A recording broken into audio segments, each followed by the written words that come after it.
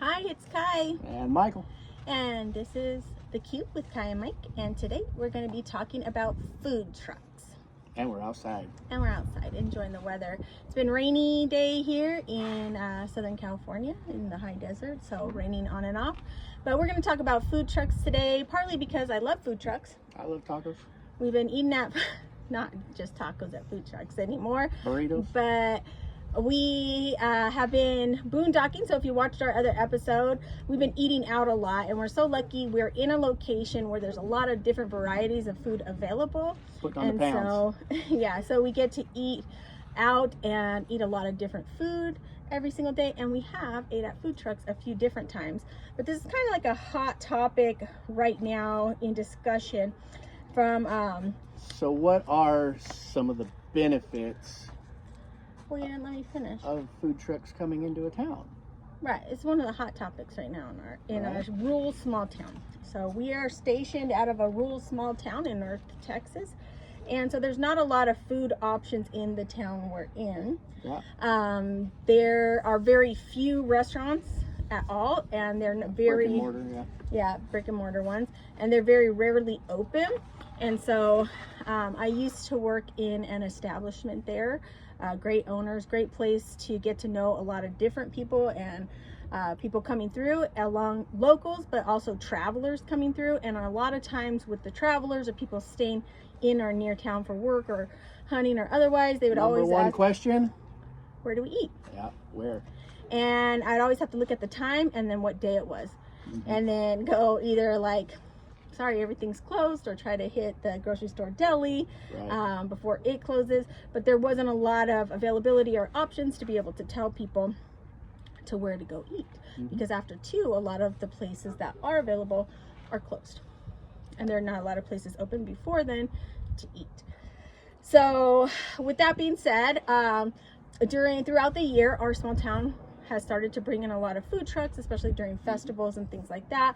And a lot of people have learned that opening a food truck or being a food vendor is a good way to earn that extra money or to offer what they can make. Provide a to service, locals. provide options for the community, you know? Yeah. Always love the old filet truck that comes. Chick-fil-A comes out Yeah. and parks in one of our local little spots off of the main highway. Yep. And I'm not a big Chick-fil-A fan normally. When we lived in the big city, it wasn't Yeah. like a place I'd be like, hey, I'm gonna go there. But after living 2 years in a rural town where you have to go 45 minutes either direction to get any kind of fast food at all, Yeah. Chick-fil-A, when they come to town, it's definitely a place to hit Yeah, up. It's worth it. And it's worth the I expense. guess the sauce is the key, because I wasn't a big Chick-fil-A fan either until I started venturing out with the sauces. So But we get a lot of local food trucks, a lot of local people, not just from our town, but our surrounding towns and other places that come in right now and are doing food. yeah, But it's a hot all sorts of topic. stuff. But Baked potatoes. we have, our town is trying to charge them for permits for the day, and right now we aren't. They're going through our Chamber of Commerce to be a part of the town, or at least that's what I'm told, to bring in food trucks. And they're trying to kind of change that, and rightfully so. In, let's play devil's advocate, I mean, sales yeah. tax is a thing, Yeah, right? it's Permit taxes are a statewide. thing. When we owned a business downtown, that was Yeah. one of the first things we did. We got our business licenses, our insurance, our sales and use tax permits, and all that stuff. And I mean, they're really on it. We had someone come into our gallery just to make sure that we were on top of that. I don't know if it was just because we were outsiders. No, they got called. You know, They got called. but yeah, no, we Someone called. everything was legit and everything, and they came, they inspected, they made sure that our taxes were up, and so we did pay our sales taxes and And we carried retail use taxes, sales, and when taxes permits, came and around, we got business property taxes and personal all that. We didn't property, even own yeah. the building, but Yeah. you know, So with that being said, we understand the plight of the town trying to get these permits for people, but we also kind of see the other side of this in what food trucks are bringing. And a lot of the brick and mortar businesses are asking for these food trucks to come in because it brings people it's a draw. to the town or to where these food trucks are parked, and those people in turn kind of get curious or start to shop in these local areas a little bit more, or Right. they might see a new boutique open and go, hey, I'm going to check that out while I'm eating, or come back and check it out later, things like that. So it Right. helps to also propel You may see something that you may right. not notice just driving. business Right. in the local community. So let's talk about some benefits of food trucks. And anything that I'm reading off of or looked up, I looked up this Texas state laws, State law. state laws, because can't change state laws. Right. And I did Texas Don't matter what city you're in. because that's where we're based out of, but I also looked up some other states too, and they're all kind of similar when it Yeah. comes to stuff like this. But let's talk about the benefits of food trucks. So food trucks benefit communities by supporting the local economy through the purchase of local ingredients and the creation of jobs. Offering diverse and affordable food options, creating vibrant public spaces, and providing low barriers for entrepreneurship. They also foster community connections by serving as a gathering point for events, providing platforms for social missions and local collaboration. Right. So, I mean, if you have your food trucks out, of course, with the city's help, you could make that more attractive by, say, putting up some temporary tables, make a little area, right? You got your food trucks, you got your seating, and you could strategically place those in areas around the city, right? Right. There's a great museum that has a lot of open space where you could, in fact, have these trucks have a lot of Near an tables. iconic wall, everybody takes pictures by anyway. 100%, and so that brings a draw, right? So you Right. get your food, you say, oh wow, I didn't even know that was there, right? You tell a friend, that may bring more revenue in. Right. So when we talk about like brick and mortar kind of get expensive, and where Yeah. we came from was city, and in city the food truck boom came right before COVID and kind of lasted through COVID, where these food trucks are popping up because brick and mortar is so expensive. It's so expensive to rent a building or buy a building in the bigger cities in the states that are more expensive to live in, and so these food trucks were viable options for entrepreneurs Right. and people looking, or chefs looking to open a space to kind of showcase their culinary experience. And you don't have the overhead of a brick and mortar. Right. And they can go anywhere. And so you would have these huge food truck gatherings where like 5 to 10 food trucks would show up in one Sometimes even location. more. Yeah, I and mean, they would yeah. pop up tables, and Yeah. you would just go from one food truck to another. So sometimes you got dessert at one, drinks at another, food at another, and it was kind of like a little food festival where you get a little bit of Yep. things which in my language we call tapas, which is small plates. So small plates of this and this and this. Yeah. And then you get to talking to somebody sitting at a table, because it's a Right. community like family style table where other people are sitting with you. Hey, and you make those Yeah. connections in business We're actually- or in friendship. That farmers market in Lawton, Oklahoma, Mm-hmm. they did the same thing where they had their farmers market inside And a bunch of food few trucks. people outside, but yeah, there was probably 8 different food Food trucks. trucks, and there was just tables in the middle. So the 8 food trucks surrounded the tables, and everyone was in there, and they were grubbing down on all these different varieties. I mean, And we made a lot of connections. We talked a lot of art. Yeah. We talked to a lot of people about art. We talked to people that were making wine, local wineries, and we just had a good time talking to other entrepreneurs and just people there shopping in Lawton, Oklahoma. Yep. So it is a draw for people to gather. It's a place for community to gather, Right. but it also is a place for those entrepreneurs that maybe can't afford a brick and mortar to showcase their culinary experience, whether it is in beverage or food or dessert or whatever it is, Right. to be able to offer what they offer to the community as a whole. Now, you don't have to have a full menu, or you could specialize in something. in something, right? Right. Make it your own. And as a community, the community benefits because we have community gathering. People are coming out. They're having a good time. It does, in rural areas, it does give you the offerings that aren't necessarily available to rural areas. Like right now, we just had pho. And I don't know if anyone knows what that is, but it's basically Vietnamese food. And I love the soup, and I love the coffee that Had they a have. good stir fry. It was delicious. And we can't find that where we're at. And so when we're in a place where we can find like really good sushi or pho or things that we can't normally get in the rural town we're in, we definitely try to eat more of that diverse kind of food that we're used to eating. So those kind of places that bring that diverse kind of food in, or just food in general that you wouldn't necessarily have the option to buy or get a hold of, are very important. I've even seen people meal prep food. So like they'll say like, hey, I made so many of these enchilada plates, or we're doing cornbread and brisket and blah blah blah today, and beans, and so, or pre-order and pick up at this location, and they're just a box meal. People pre-order and they get them. And the importance of that is, we're still busy, people are still working, they still have kids. It gives you that option to not have to cook dinner at home, gives you that option to have that kind of like home style cooking still, but kind of in a fast food setting.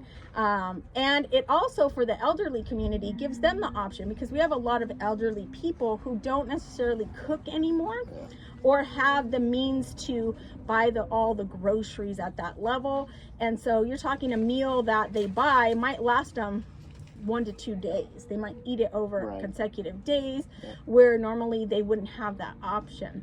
And so, you know, a meal of brisket and cornbread and beans might be today's dinner and tomorrow's lunch for them, which gives them a better and healthier option, instead of just eating dinner and breakfast. Who doesn't you know, love fried brisket chicken for breakfast?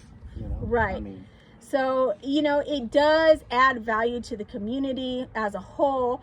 And so I can see the side where we're saying right now, don't charge that permit fee, because a lot of times these small food trucks don't want to pay those permit fees to the city, because they're already paying for the gas to get there. They're paying their food cost for how much food. They're taking the chance that they are buying enough food and prepping that food that has a shelf life. And they don't know how much they're going to sell. And they don't know how much they're going to sell. Right. So, yeah, it would be better to not necessarily charge a fee at first, right? Let the vendors kind of get build a rapport, right, with that city, with that venue, how things are done.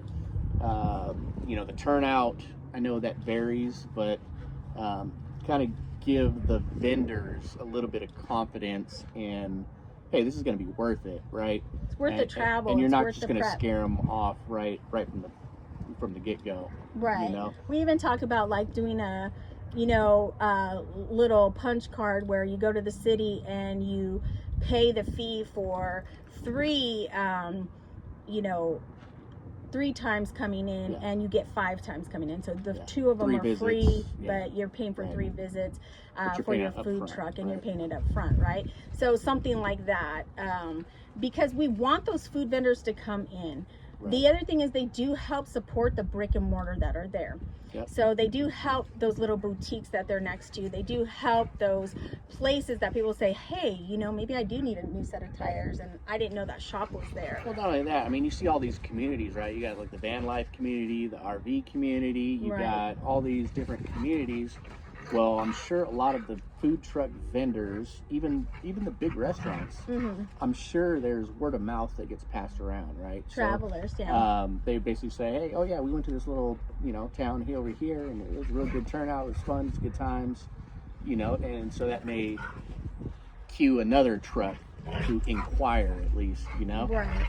And with that being said, I know in our small town, we do have a lot of Airbnbs, and with that, you get the hotel motel tax, which also goes into community funds. And we want to collect that tax as well, but how can you collect that tax if we can't get visitors into a place? And being a traveler and staying at Airbnbs several times and booking them, I do look at the surrounding area and what the amenities are and what they have to offer, as far as like what food's nearby, what attractions are nearby, what things we can do when we're staying in Airbnb, especially because of the cost usually associated with Airbnbs. And so what is available for us to do? You know, while my husband's hunting, like, can I go shopping? Am I able to eat? Am I able to, you know, what can I do during the daytime? And vice versa. Like, if I'm working and there's a conference or something, is he able to go out and eat, or can we go out and eat together? And I'd rather stay 30 minutes away from where I'm doing a conference if there is more viable options for food and for amenities than stay right in the location if there's nothing available for me to be able to eat, enjoy, or have amenities. And so having those food trucks come in also gives us the option to tell the people staying at the Airbnbs and hotels and the travelers, workers, and things like that, hey, these food trucks do come in, they're going to be here Friday, come and enjoy them with us. And then you get to know those travelers coming through as well, right? And you can introduce your stuff. Like, let's say you own a boutique and you're out there, hey, I own a boutique, you should come check us out. We give a 10% discount for travelers or people staying in Airbnbs. So just show your receipt for your Airbnb. So it does help with those kind of connections as well. Now, and I mean, helping that also, you know, those brick and mortars also have to be doing their part for the city as well. Right? They have to have their sales use tax permits. They have to be paying their taxes, their hotel, you know, taxes and everything for the Airbnbs. All of that. So that brings us to this. So we have a small town, and in our small town, we found not everybody gets taxed the same, and not all taxes are collected. So we have a lot of investors that come in and buy up buildings, or you know, either fix up for Airbnbs or to rent out, or just some that just buy up the houses and things like that for investment, not necessarily living in the town. And they aren't paying their taxes properly. So they're not paying not only their taxes on the buildings they own, but maybe their alcohol tax, maybe their sales tax, maybe their retail sales tax properly. And so there are back rules owed to the city. And so maybe the city needs to look at those back owed taxes versus trying to enforce a permit for $25-$30 to a food truck 100%. that's just trying to make it, right? And so let's look at who owes us the taxes first, and then try to enforce collecting those taxes that 100%. Are owed to the city. Because I mean, if you owe taxes, essentially the city has every right to put a lien on your property, and take that property, you know, So if you're revoke your business license. 100%. So you cannot conduct business here, right? Or your alcohol license. 100%. And we're finding that a lot of the businesses aren't even carrying sales tax permits. They're not carrying resale permits, which we all had to have in line. And again, we had people visit us, so thank you, whoever was that little reporter. But, you know, we had all our stuff in line. We were pre-warned ahead of time. I mean, we even had evacuation plan, all that stuff. This is not storm our first shelter, business or rodeo, and we were under the microscope when we opened our business. So we knew. So we paid all our taxes, and we 100%. Had all our permits and everything we needed in line. But we did find out during our time this year, the city council run, all that kind of stuff, looking into the city and looking into a lot of the businesses that a lot of them aren't paying their taxes on time or paying them at all. And a lot of them aren't carrying the right permits for the businesses they own or at all. They're just opening a business. And letting it flying by the seam, right? Hoping I don't get caught. Hoping they don't get caught. Or hope I don't get reported. So maybe the city needs to start looking into the businesses and saying, hey, do you have the proper sales tax? Because every time a business opens, you get the sales tax as the town, 100%. right? And the retail sales tax. And then we found out there is a personal property tax, which we got taxed. Whether you own the building or not. And we were told not everybody gets, it wasn't fairly distributed either. So what that is where they come in and they guess your inventory of the stuff you have, like your printer, the paper you use, the ink you use, down to like if you're retail, everything sales, business related, anything business related, they can say, now you owe us tax on all that personal property and that what you those use taxes for your business. will do, I mean, in our particular small town, our infrastructure is struggling, water-wise, streets, a lot of aspects of the infrastructure is kind of suffering. So all of those back taxes, all of those taxes that are not being enforced is doing nothing but hurting the city. But no one's looking at the people not paying the taxes.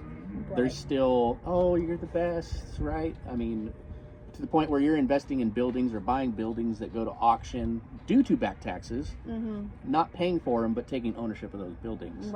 And then not paying the property tax. And then you're not paying property taxes. Not paying the motel, hotel, or the alcohol, or the sales some of these tax. buildings just end up basically falling apart. You know, iconic buildings, beautiful buildings. But going to waste.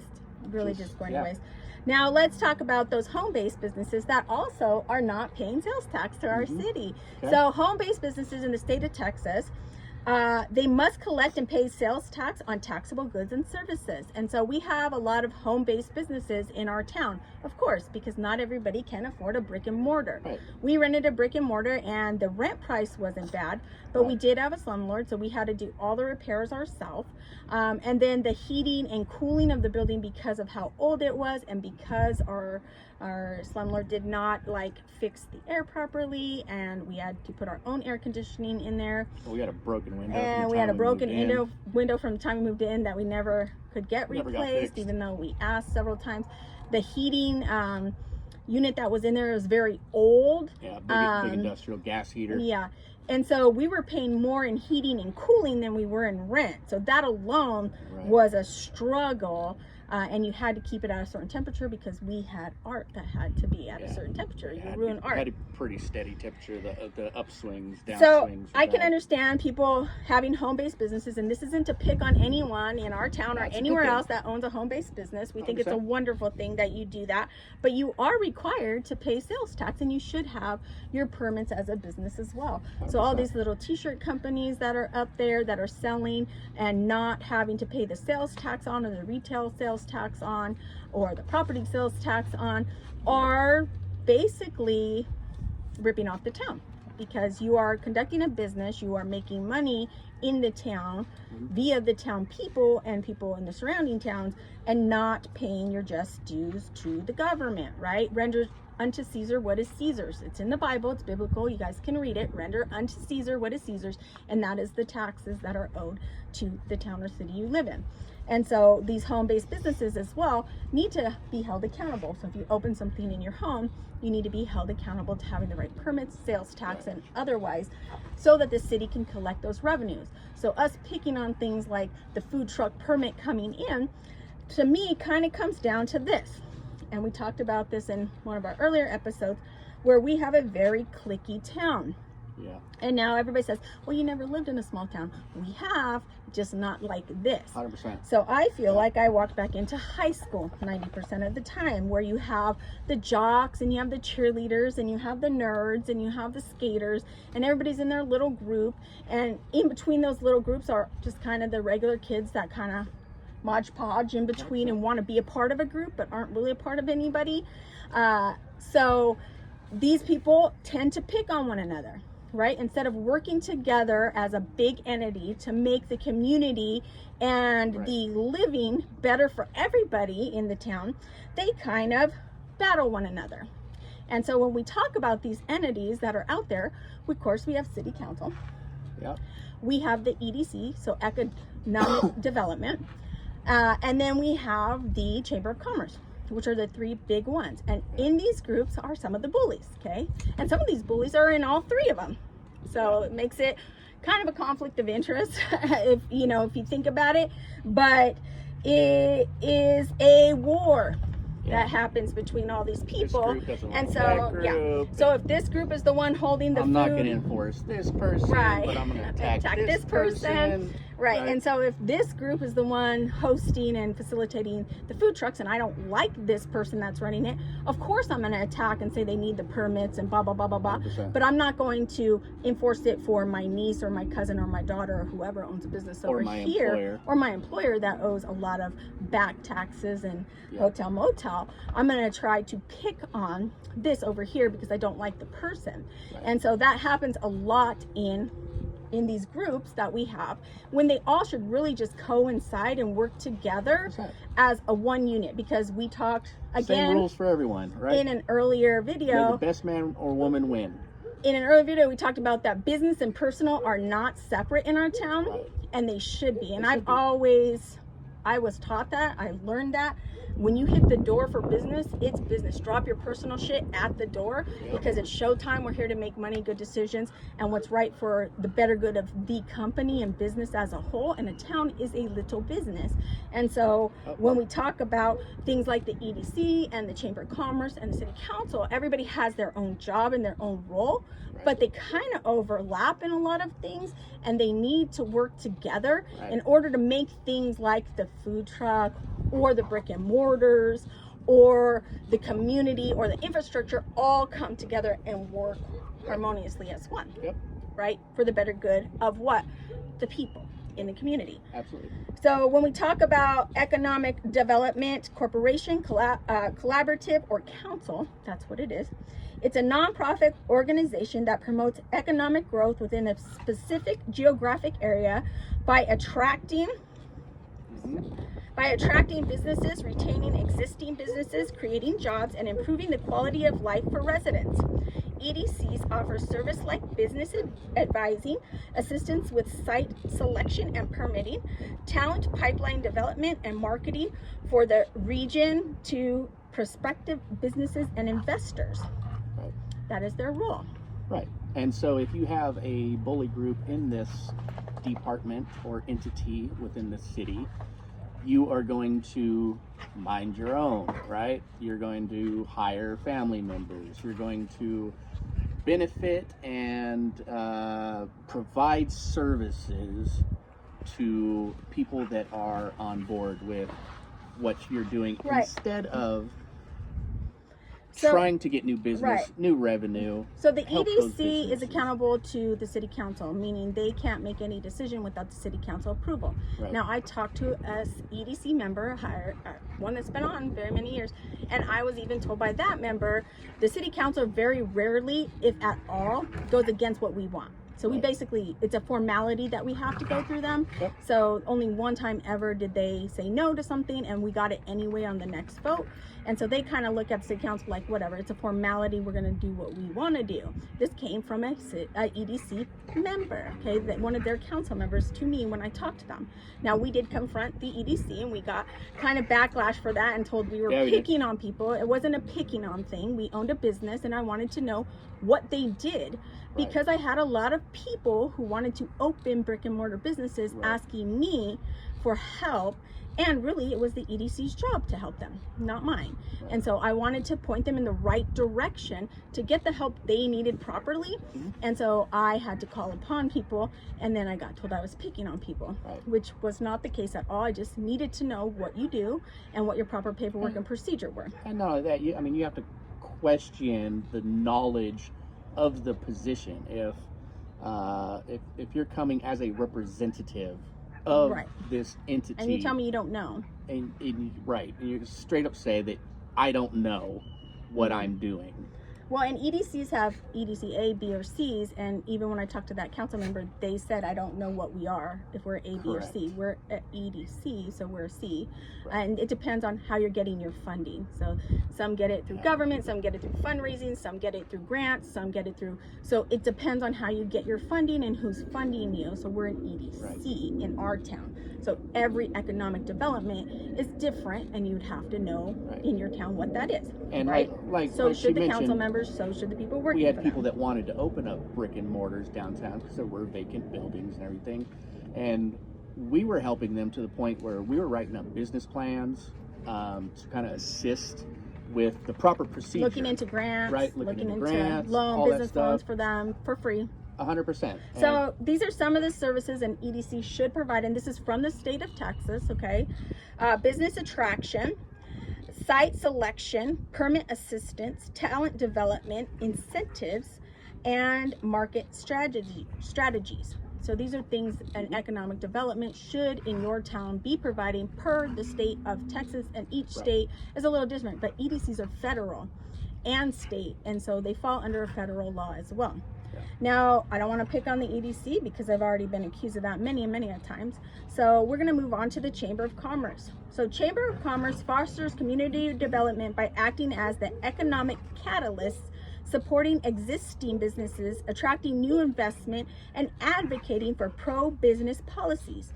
They promote economic growth through workforce development and tourism, incentives and initiatives, organize community events, and provide networking opportunities for entrepreneurs. By campaigning local businesses, chambers strengthen the community's overall economic health and improve the quality of life of residents. Now, one is and kind of helps you learn how to market, how to pick a location, how to find those grants, loans, they can help you with giving you money for a sign or for your benches or whatever. If they go through the city council, they are run by the city council. They are usually funded somehow through the government or and they're nonprofit through a other entity like fundraising and things like that. And the Chamber of Commerce does not make decisions based or have to get approval through the city council. It's a membership. So we paid $100 to join our Chamber of Commerce, and then they worked for us. We were an existing business, and if I posted something for our business, they reposted it for us. They promote it. Right. They promote it. Yep. And then they came in and checked on us and what did we need as a business. And then they also have held different festivals in our town, which again, it says that they're supposed to do that. They're supposed to help with economic growth, business support, and advocacy in your town. So economic growth, business support, advocacy, community engagement. So the festivals and food trucks and other things is community engagement, workforce development. So how do I get more workforce? Because I need help in my business. So where can I help? And I know the chamber has offered volunteers. People who need the volunteer time for core or high school have come and helped out. And strategic partnership. So they collaborate with the EDC. Okay, says that, state of Texas law. They collaborate with the EDC and other tourism groups to help with the progress and drive the process and efficiency inside the community. And so that is where we're lacking, is our EDC and our chamber don't really coincide. They don't mesh. So what is the difference between these two guys? An EDC focuses on growing the region's economy by attracting new business, securing capital investment, and creating quality jobs through initiatives and macro level perspectives, while the Chamber of Commerce serves its members, businesses, and community by promoting their interest, facilitating networking, offering educational programs, and advocating for a positive business environment from a micro level perspective. So again, macro and micro, different, okay, but working together. They're supposed to work together. So one is kind of like we're going to help you get started, get you like this is the things you should do. Come into our town, open your business here because blah, blah, blah, blah, blah. The other one is attracting people in to keep the businesses flowing. So they're attracting tourism, they're helping attract people in, they're helping attract people into the town to keep their businesses and brick and mortars going through the town. Right? And so they're supposed to work together to help out. And this is going to run a little longer than our normal one. So an economic development corporation, the mission is to stimulate and facilitate a vigorous region economy, encourage capital investment, and the quality of job growth. The chamber's mission is to fight for interests of businesses and free enterprise by representing their collective voice.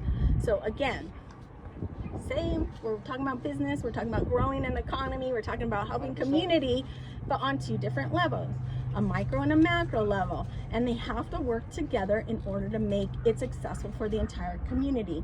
And we don't have that right now in our community, which is a really big bummer. Okay, now when we talk about city council, and I'll just go over this really briefly, it acts as a local legislative body, making policy decisions and setting goals that directly impact residents' quality of life. So they create local laws, budget, the fiscal oversight, they help shape community development, provide essential services to the community, so like public services to the community as a whole, and they oversee your EDC. But they really aren't chamber and they aren't EDC. They're there for like laws. They're there to help figure out infrastructure.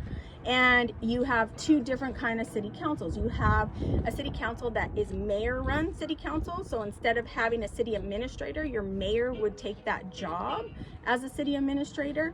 Or you have one that is council-run and you hire a city administrator that comes in as a separate entity and runs the city for you, and the mayor's just the figurehead. And we are the latter of the two. Yeah. Correct. We have We a have a city city admin. administrator. Yep. The council kind of runs that, and the mayor is the figurehead or the deciding vote if it comes down to a tie. Okay, so there's two different ways you can run a city council. We just happen to be the one that has the city administrator versus the mayor filling that role and position. Right. So with that being said, on the food truck epidemic of 2025, I am pro food truck. I think that bringing in different food trucks, no matter where you're at, is such a blessing to the community where you're at. It's such a blessing to the people in the community, not only on a level that offers different food varieties for people, but offers the availability to come out and be a part of community. Be a part of talking to one another and giving us a social kind of atmosphere to be able to network and talk to each other. I'm a big firm believer in my whole culture is that food brings us together. Mm-hmm. And so if you come into our home as a family, that is one of the first things we offer you. Do you want something to eat or drink? And it's not even an offer like, do you want? We make you food and we give you drink when you come into our house. And it is a insult not to take it or eat it, because we're offering something. It's something that brings us together as a community and a family, and it's something we gather around all the time. So when we have a family gathering or party or funeral or wedding, food and drink is a huge part of that. And so it is in our everyday life. Like if I went to a family member's house today, they're gonna cook. When we showed up at my son and daughter-in-law's house, she said, I'm making your favorite food, you know, because she knows she cooks so good, and I don't make these little like pocket things that she makes, delicious, Very delicious. freaking Hispanic food that she makes, and she makes sure that every time I go that she has those ready for me. Why? Because it brings us together as a family, and it does the same for community. You bring out food, you bring out tables, you bring out community, and people start to eat and share a meal together, and you start to talk to one another, and it really does cross and bring barriers together and help to bring community together as a whole. And so I'm a big advocate for food trucks. So if you're out there in the community and are an advocate for food trucks, definitely have your say in those. Definitely bring it up to anybody and everybody you can, and be an advocate, because if they're not going to allow them in the town, the city limits like 5 miles away. Park them outside the city limits, because I will drive 5 minutes to pick up 100%. food outside the city limits, because there's so Lots few of places options. where you could throw in 5 to 8 food trucks right outside that city limit. Right, and then now the city don't get that revenue, right? right. So I'm willing. I'll Right. go buy it from the county line, Yep. from the city limit line. All right, we losing light. But have a beautiful, blessed, and bright day. Make sure to eat at a food truck or a local right. restaurant of your choosing. We hope that your bellies are full and your hearts are full as well. Have a blessed night from us to all of you. Support your local business. Support your local business.